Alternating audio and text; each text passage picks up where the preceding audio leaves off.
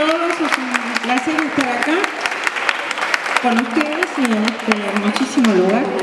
Vamos a hablar entonces de un tema que es un tema muy largo, muy grande, muy importante, muy complejo, y yo voy a tratar de presentar simplemente algunas cuestiones, lo hemos llamado algunas cuestiones críticas relacionadas con la evaluación de los aprendizajes. No deja de ser una brevísima presentación, pero donde trataré de hablar de algunas de las cuestiones que nos preocupan siempre en la evaluación de los aprendizajes. Nos podemos preguntar por qué es tan difícil para todos tomar decisiones cuando tenemos que evaluar los aprendizajes. En primer lugar, es muy difícil saber qué sabe el otro, y yo creo que ese es el núcleo, el problema central. ¿Cómo podemos saber lo que nuestros alumnos saben? ¿Cómo podemos saber que antes no lo sabían y ahora lo aprendieron? Detrás de esta cuestión podemos decir que a veces estamos obligados a reflexionar.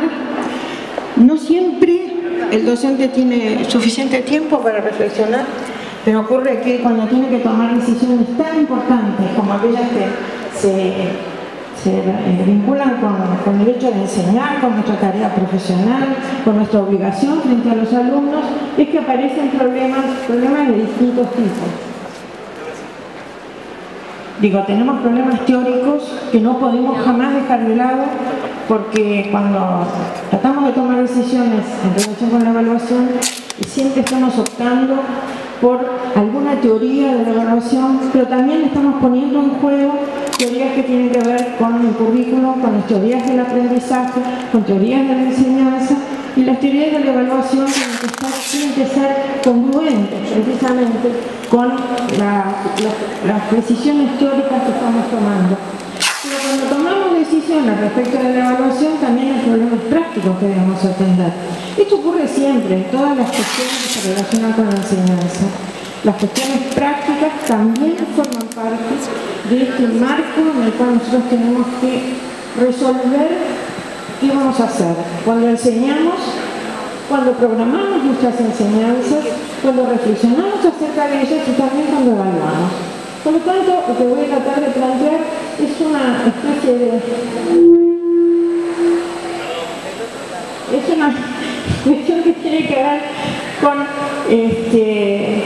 lo que yo recién decía, cómo sabemos que el otro sabe. No podemos introducirnos en su mente, eso es algo que al menos por ahora no podemos hacer, no sé qué pasará en el futuro, pero por lo menos ahora nuestro problema es que tenemos que entender realmente, cuando decimos sabe, no sabe, aprendió, no aprendió, tenemos que entender cuáles son sus procesos mentales, porque es a ellos que nos dirigimos. Pero, como digo, tenemos cuestiones relacionadas con el modo en que nosotros concebimos que se producen esos procesos.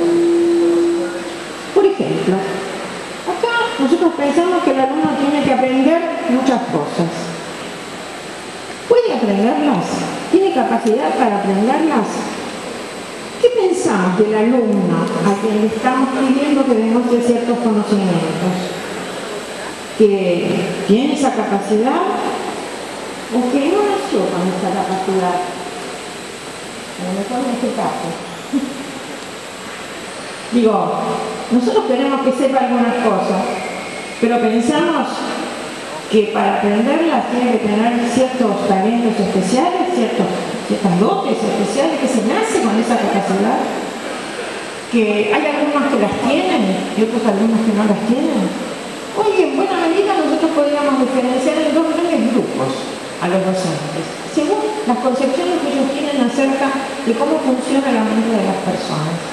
Algunos nacen con la capacidad de aprender, algunos nacen con la capacidad de aprender, gracias.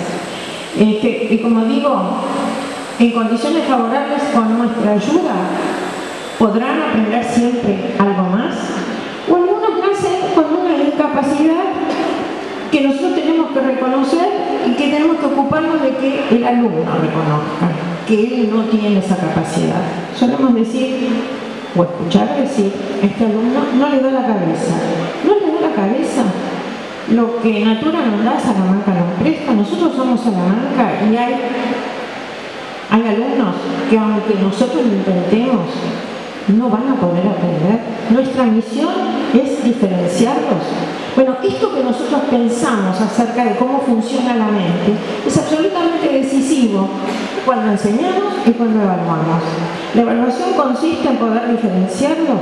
Bueno, quiero decirles que esta, que es una cuestión controvertida, hoy en realidad está siendo resuelta por buenos psicólogos de la inteligencia, por ejemplo, gente que trabaja precisamente con los talentos de las personas, está siendo resuelta más bien en el sentido de pensar que todas las personas tienen capacidad de aprendizaje, que siempre pueden aprender más en condiciones favorables, que la enseñanza tiene que tratar de generar precisamente esas oportunidades para mayores aprendizajes y que la misión, por lo tanto, de los docentes no consiste en seleccionar a aquellos o identificar a aquellos que sí están en condiciones de aprender, separándolos de aquellos que no están en condiciones de aprender. En condiciones favorables, lo que se enseña en educación inicial, en educación primaria, en educación secundaria y en buena parte de lo que se enseña en las universidades es algo que puede ser aprendido por todas las personas.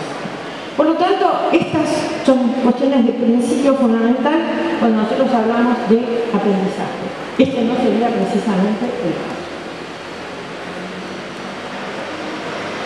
Pero también hay cuestiones, cuando hablamos de evaluación, que se relacionan con si la evaluación consiste en formular juicios de valor, en las formas en que se construyen esos juicios de valor. Cuando nosotros hacemos evaluaciones, ¿qué alcance tienen nuestras evaluaciones? Una gran pregunta. ¿Podemos pensar que cuando nosotros evaluamos estamos midiendo exactamente lo que el alumno, por ejemplo, aprendió? ¿Lo que el alumno sabe? ¿Hay posibilidad de hacer estas mediciones? Las mediciones que hacemos son mediciones directas. ¿Podemos decir que eso que hemos medido es exacto? Por ejemplo, porque le hemos puesto un número, una calificación, y hasta porque muchas veces sumamos las calificaciones, las dividimos y eso nos da un promedio con centésimo. Mayor exactitud que esa parecería imposible. ¿Son exactas las mediciones?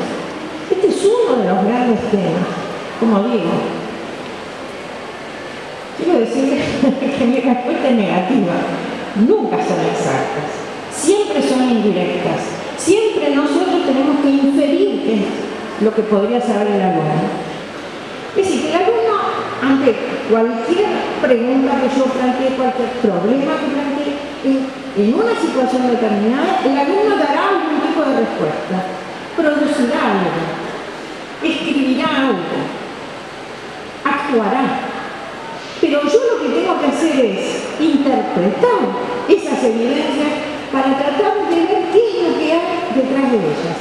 Y quiero decirles que detrás de una respuesta correcta no siempre hay comprensión. No siempre hay comprensión. Y muchas veces los alumnos se refugian en la memorización cuando no comprenden.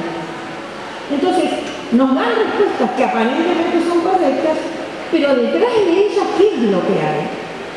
Y como vamos a ver, detrás de la respuesta errónea, nosotros sí podemos saber qué es lo que hay y podemos trabajar con eso. Pero no nos podemos confundir tampoco pensando que porque la respuesta es correcta, el alumno está demostrando realmente comprensión. Entonces lo que quiero decir es que las evidencias son inciertas en el sentido de que nosotros vamos a hacer una operación de interpretación acerca de qué es lo que generó esa respuesta en el alumno, qué es lo que hay detrás de ella. Nos interesa que haya comprensión, obviamente. ¿Nos muestra siempre comprensión? A ver, el responsable de esto darle una mano para ver cómo se hace más rápido. Estoy diciendo entonces, ¿qué son las evidencias? Digo, la evidencia es algo que surge, pero que es como la parte visible de un iceberg. A nosotros nos interesa lo que hay debajo, que es mucho más profundo. Y vuelvo a decir, vemos la evidencia. que hay detrás de eso. Las evidencias entonces pueden ser muy diversas, y si yo hoy me preguntara, por ejemplo, ¿cómo sé que un alumno comprendió un concepto? Me encontraría con un enorme abanico de situaciones en las cuales el alumno podría ofrecer evidencias diferentes. Dependen de qué. ¿De qué clase de conocimiento estoy yo pretendiendo que el alumno demuestre? Por supuesto, el profesor es decisivo en esto, porque el profesor genera la situación, el profesor genera el reclamo de que aparezca algún tipo de respuesta. Depende del estudiante y de cómo interpreta ese reclamo y de cómo es capaz de generar una respuesta en esa situación determinada que yo he creado. El contexto de la situación es fundamental, porque las respuestas, las evidencias que nosotros recogemos son válidas para esa situación. Ahora tendríamos que ver qué pasa si cambiamos la situación. Entonces, la pregunta que nos tenemos que hacer es, si queremos saber cuáles son los conocimientos de los alumnos, ¿cómo se expresan los conocimientos? Y quiero decirles que se expresan de manera absolutamente diferente. ¿Diferentes? Perdón. Y yo diría, ¿sabes qué? Bueno, está bien, sí, tenés razón. Bueno, ahí voy a usar la fecha. Acá tenemos una serie de situaciones en donde aparentemente es sencillo, ¿no es cierto? Es sencillo saber qué es lo que aprendió el alumno. ¿Por qué? Porque son observables. Podemos tener una situación en educación física, en un trabajo en el taller, en un trabajo en laboratorio, los chicos que están en una clase de música, podemos verlos, podemos escucharlos, y en ese sentido, si estamos hablando del desarrollo de habilidades, nosotros podríamos tener una idea bastante cierta y ajustada de la magnitud, el desarrollo, el nivel de habilidad alcanzado por los alumnos. Pero no siempre ocurre esto, sino que, de verdad, a veces, como decía, la respuesta correcta del alumno no sabemos si es producto de una construcción que la ha hecho o simplemente está utilizando la memoria mecánica. Este es uno de los graves riesgos con los cuales nos encontramos. Si es que no somos capaces, dada la respuesta del alumno, de seguir indagando para ver cuál es la comprensión que hay por detrás de esa respuesta. Muchas veces, como digo, correcta, pero necesitamos saber si lo único que ha operado verdaderamente es la memoria mecánica o por detrás hay efectivamente comprensión. Entonces, puede ser que la respuesta correcta sea el producto de una reflexión que haya pensado, que haya construido, pero no siempre ocurre esto. En esta situación, cuando los alumnos operan, ¿qué es lo que están demostrando? Y esta es la pregunta que nos tenemos que hacer. Generamos la situación, este docente genera una situación, las respuestas en las cuales los alumnos participan, ¿hasta qué punto son producto de una operación mecánica, de la utilización de un algoritmo mecánico, o son producto realmente de pensamiento que comprende qué es lo que está haciendo? La simple respuesta a esto, a mí no me da las pistas necesarias. Yo tendría que indagar mucho más para saber efectivamente qué están pensando, cómo lo están pensando, cómo lo están produciendo. Nos puede confundir la respuesta, y vuelvo a decir, nos confunde más la respuesta correcta que la respuesta incorrecta. La respuesta incorrecta nos da pistas para seguir trabajando. La respuesta correcta parece ocluir la situación, parece cerrarla. Y eso es un grave peligro, porque nuestro trabajo no es simplemente reconocer respuestas correctas, sino saber qué es lo que hay por detrás de ellas. Una segunda cuestión. Nosotros muchas veces creemos que la evaluación da cuenta de lo que el alumno es, de lo que él es como persona, y que eso es lo que el alumno va a seguir siendo, y lo que sabe hoy va a seguir sabiéndolo. Ninguna de estas cosas es verdadera. Nosotros generamos una situación en la que el alumno crea una respuesta, nos da una respuesta. Esa respuesta es válida para ese momento. Nadie es y va a seguir siendo siempre lo mismo. La función de la educación es generar precisamente transformaciones a partir de la reflexión sobre las experiencias que tienen que lograr hacer los alumnos. Por lo tanto, nosotros estamos más interesados en la dinámica, en la transformación, que en emitir juicios que parecen ser juicios sobre la persona del alumno. El alumno realiza un trabajo, el alumno da una respuesta, resuelve un problema, hace un proyecto, actúa en ese momento, en esa situación. Y cada una de esas respuestas es válida para las situaciones y el proceso que ha venido realizando. Que nosotros somos responsables no solo del proceso que ha venido realizando, sino del que va a seguir realizando. Y en el futuro irá cambiando. Entonces, las evaluaciones no son evaluaciones que solo se pueden referir a qué es lo que pasó y en qué lugar está, como para poder hacer una proyección segura para el futuro. No, las evaluaciones a nosotros nos dan un pie, son un escalón en una escalera que va a haber que subir y que nosotros vamos a subir con los alumnos. Por lo tanto, nos abren caminos, nos abren perspectivas para el trabajo nuestro de los alumnos y para que el alumno vea también su propio trabajo y sus propias perspectivas. Toda evaluación es una proyección hacia el futuro, pero no consiste en la afirmación acerca de que el alumno es tal cosa y va a seguir siendo eso. Lo que hoy me está demostrando es un momento en su vida. Y la educación tiene que ver con la formación. Vuelvo a decir, con la formación integral. La respuesta que me da es solo una respuesta relativa a la prueba de evaluación que yo tomé, a la situación, a la consigna de trabajo en la cual él está desempeñándose, en la cual él está generando ciertas respuestas, pero a mí lo que me interesa es ver cuáles son sus posibilidades. Yo les tengo que leer cuál es el abanico de potencialidades que ese alumno tiene. Entonces yo no me dedico cuando evalúo a decir este alumno es el alumno de 10, es el alumno de 8, es el alumno de 6 o el alumno de 4. Yo digo, esto es la calificación que este trabajo merece, pero porque abre una puerta a mejorarlo, porque abre una puerta a otras cosas. Ninguna calificación es definitiva. Cuando yo decía, yo no creo en la exactitud de las mediciones, es porque no tengo los medios, ninguno de nosotros tiene los medios para hacer una medición exacta de los aprendizajes que han hecho los alumnos, y mucho menos de lo que los alumnos saben, de la variedad de saberes que tienen los alumnos. Porque nosotros hemos visto situaciones en las que, por ejemplo, alguien está aprendiendo a nadar o alguien está tocando, pero no sabemos cómo se siente, no sabemos si le gusta, no sabemos si va a querer seguir haciendo esa actividad. No sabemos. En ninguno de esos casos en donde aparentemente sí podemos medir, observando sobre la base de la observación los desempeños de los alumnos, lo que a nosotros nos interesa es cómo se siente el alumno, cómo eso se relaciona con sus proyectos de vida, hasta qué punto está comprometido con esa tarea.